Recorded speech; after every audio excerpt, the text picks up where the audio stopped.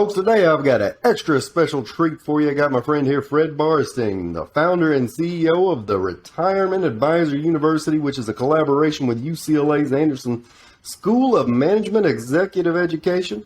The plan sponsor university is also his 401k TV and the contributing editor for wealthmanagement.com. Hey, Fred, thank you for joining me, sir. Hey, thanks for having me. So before we get into Fred's baby, which is all things 401k, tell me a little bit about who you are, your background, kind of what got you into this. Yeah, so I live here in Jupiter, Florida. When I say I'm from Jupiter, I say I live in Jupiter, not on Jupiter. Big difference.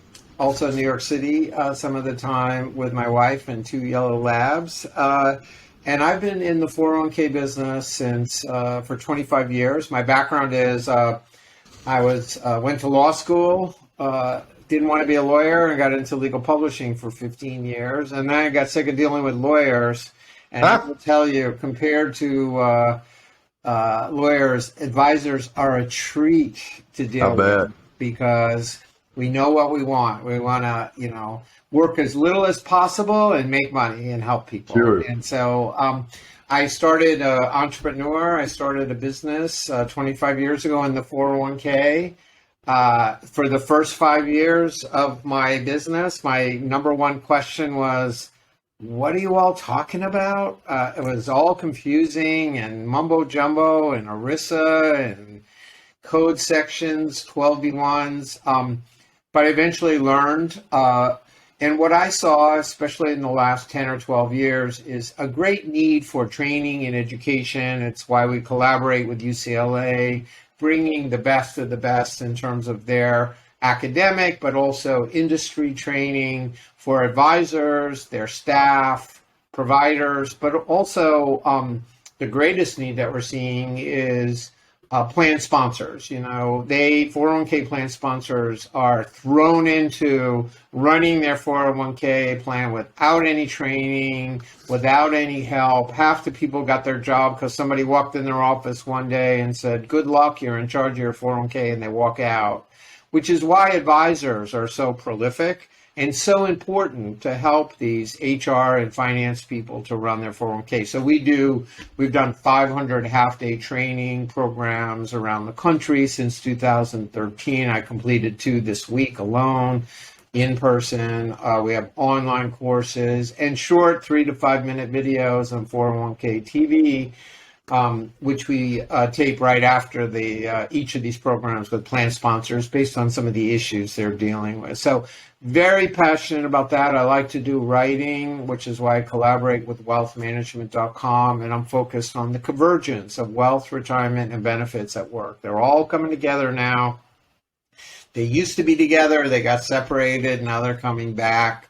And my frontier, where I'm hoping to get to before I die, is how do we help the participants? How can I work with the participants? Because, there's 110 million accounts on defined contribution plans, mostly 401k, and only 3% can afford a traditional financial advisor or financial planner. How do we help the 97%? Sure. That's a to be. I'm still working on the sure for that. So, and I've heard you mention on other podcasts we have more of a decumulation issue coming up. Yeah, as much or anything. So we've done the defined contribution, which includes 401k as well as 403b, which is the not-for-profit sector universities and foundations. We've done a really good job in helping them to help their plan participants, employees, to save for retirement, auto enrollment, right, auto escalation, putting it into a target date fund. That's part of what the Secure Act is doing now too, right? Well, the auto plan came as a result of the 2006 Pension Protection Act, which basically gave plan sponsors a safe harbor, which is a legal term for we won't sue, you can do this without getting into trouble on the auto plan. So that really spawned the target date, which are now $3.2 trillion in target date funds. Had maybe 100 million in 2006. on that. So we know how to automatically get people into the plan, increase their deferral rates, and have them in a professionally managed account like a target date or a managed account.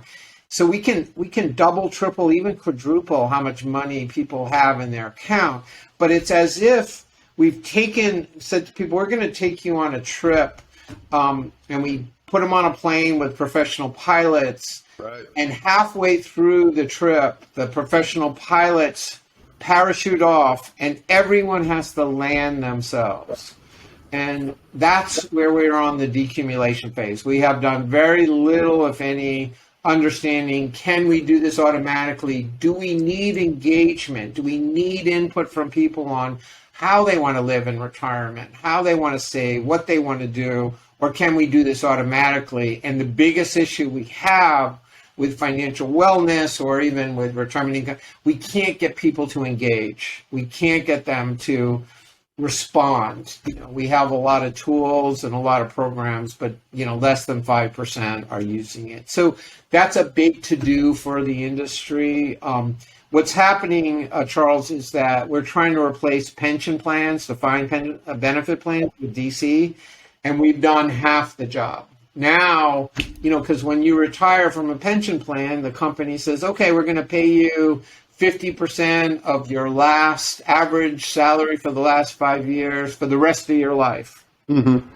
That's why they don't exist anymore. They're too good to be true, Right. Or very little. How do we do that? When you have, when you're helping people to save in their 401k, what we say is 40 to 50% of their income should be replaced by their defined contribution plan, which was exactly what we were doing in the defined benefit.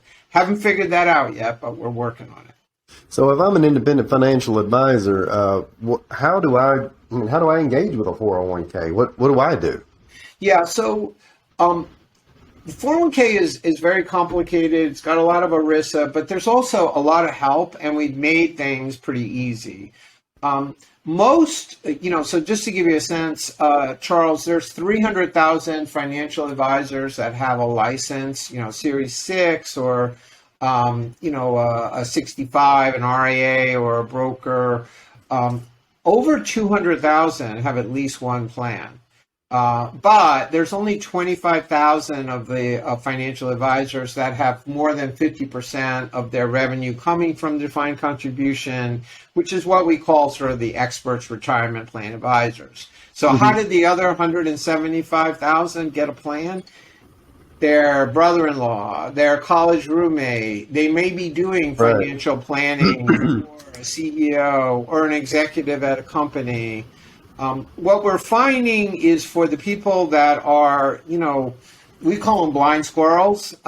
It's a funny term, but it's you're talking to somebody playing golf with a buddy, and they're going, "Hey, listen, I got a 401k. We don't know what we're doing. Can you help?" And so they tend to be smaller plans, right? You're not going to get 100 million, 1,000 employee plan. They might hire an expert. So it's really your relationships that you have to reach out. That's how most of these people do it. And then a lot of times, because we've made 401k so complicated, they do one or two plans and are like, oh, I don't like this. I don't make a lot of money, got a lot of liability. And, there might be, 25 people in the plan. Only 20 of them don't even know what a mutual fund is and don't know what a bond is. And I don't want to spend my time educating. They have, $50,000 to invest. Right. That's not good. So they get turned off of that. But things are changing. And the changing is, of the 25 people in that company, or even in the 10 people in that company, only 2 or 3 might have enough. The owner, maybe, 1 or 2 of the executives. That's a great opportunity for you. Say, okay, we'll do your 401k. Now you have access to the C-suite. Now you have access to people. So the question back to, your original question, how do I do it? Partner. There are a lot of resources out there. If you're part of a broker-dealer or an RIA, they might have resources or people that you can work with and partner with. They might have a specialist who doesn't want to deal with the smaller plans, but can Right. help you. And because you've already got that, the broker dealer or your record keeper partner, some of the big record keepers are Fidelity, Empower, Principal, American Funds, Voya, John Hancock, Transamerica. Some of those firms, they have very, very good professionals, wholesalers that can help you. There are third-party administrators, TPAs, that are really ERISA geeks and experts and can help you with all the compliance. And then there's in the Secure Act, back to your point, one of the big things in the Secure Act that passed, I think it was in 2020, there's something called a pooled employer plan. So they're setting up these plans. It's sort of like a PEO, a professional employee organization. So the plan sponsors can join this PEP, as we call it. It's one plan, so the administration, is easier. Sometimes the cost can be lower on that, but you can put your, relationship into that PEP, and it's being run as an omnibus plan. It's like pooling everything together. So there's lots of resources. You do not have to be the expert yourself. And the reason you want to do it, you may want to say, well, this is a good opportunity. I do want to, but it's sort of maybe 1 out of 10, maybe, even less, will end up, becoming that expert. The opportunity is in that plan, there's probably 5%, 10% wealth management opportunity, and it's easier for me to convert those people in the plan. And there are people there that, you might not think are wealthy, but they might have $500,000 in their account because they've been saving, or they might have just sold their house or inheritance. And you are the only advisor they're ever going to meet, they're ever going to see. And you've got the endorsement of the employer to say, hey, we did a search, and, we looked at different advisors and we picked Charles, and they might say, well, if the company picked him, maybe it's somebody I should talk to. Sure. Well, how are you helping financial advisors kind of bridge that gap a little bit? Right. And so, our education started with the specialists when we were at UCLA. You had to have at least 10, to get our CKP, Certified 401k Professional designation, which is the UCLA collaboration. At least 10 plans, 30 million, 3 years experience. But recently we partnered with leading record keeper association. They had developed a whole training program for their staff and their, people that came on board and had a certification. So we have right now 55 online courses. You can do the the Spark designation. You can get that designation, get those courses. A lot of it is the reason that I collaborate and contribute and work with wealth management is they are generally dealing with the RAAs and the wealth managers. And so we're helping them. I'm writing about the industry. I write columns there. I would say take a look at the videos that we do on 401k TV. You get a sense of what plan sponsors. We have articles there as well. But I think that the number one would be, we have this ARPC, Accredited Retirement Plan Consultant. It's 5 courses, online, relatively inexpensive, and they can do that. But, we want to partner. We want to help, because we see the importance of wealth, retirement, and benefits at work. So the designations kind of help them get started with 401k management. We give them an overview of this is how 401k plans work and what's out there. And we're also, can give them guidance. We cover all the providers and who's out there and who they should be working with. And but it gives them at least an education, like an associate's degree, Sure. We think the CKP is a bit of a master's, so if you do want to, specialize in this, it's a great way. You have to spend 2.5 days at UCLA, and not everybody can afford to do that. Sure.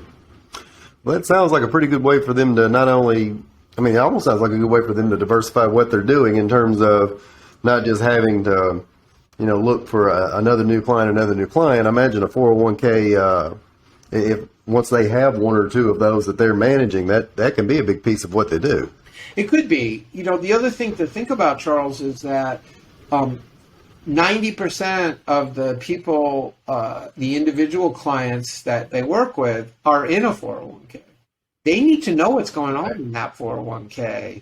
And there are ways, even if you don't manage the 401k plan itself, there are tools. There's a firm called Pantera that allows you, the individual advisor, with the permission of your client, to actively manage the money and the investments in the 401k. So now you can integrate, okay, you've got money outside of the plan, you've got money in the plan. Usually, that they're blind to that. They get a statement, but they can't really manage it and work with it. So there are tools out there. So even if you decide, I don't really want to manage the plan, you need to understand what's in the plan. And there's a new regulation that just is becoming into effect the end of June of 2022.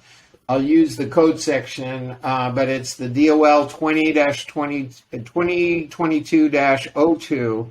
And basically what it's saying that if you as an advisor have a client or start working with someone and you recommend that they roll out of their 401k into an IRA, you are a fiduciary. That is, Right. Even there's a 5-part test on being a fiduciary. Yeah. One of those parts is I have an ongoing relationship. And the DOL has said, even if this is the beginning and the first time you're interacting with this person on the IRA rollover, they consider that to be an ongoing relationship. So now as a fiduciary, you have, as you know, it's the best interest of the investor, which means you need to look and see, is this the right thing for them to do to roll over? Are there better investments? Sure. What are the fees on the 401k? What are the investment choices? And to make a determination that it is in their interest to roll the money out. Because if you have more than $5,000 in a 401k plan, the plan sponsor cannot force you out of the plan. You can keep the money in the plan. So when you do that, so you need to understand, even if you aren't a 401k expert, you need to understand what's going on with your individual clients. Well, speaking of best interest, we're going to do a switch gears here, and then we're going to wrap things up. Totally off topic, but something that I've heard about you. I have tried to recently start doing more of a morning meditation. I've always been the get up at 5:30 before the other 4 members and the dog get up in my house, read, pray, meditate. My meditation, when I'm on point, gets up to about 5 or 10 minutes, and I can tell a big difference in the day. A little birdie told me you're up to how long? Yeah, so I meditate an hour in the morning and an hour in the evening. Wow. When and how? So, I, like everyone, or a lot of people, was interested in meditation and started doing it myself and trying to figure out. And then somebody told me about this.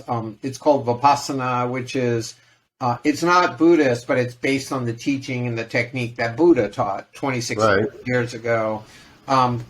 And he said to me, I heard about this 10-day silent meditation retreat. So no books, no phone, no writing, no talking, no verbal, nonverbal communication, and you meditate for 10 hours a day.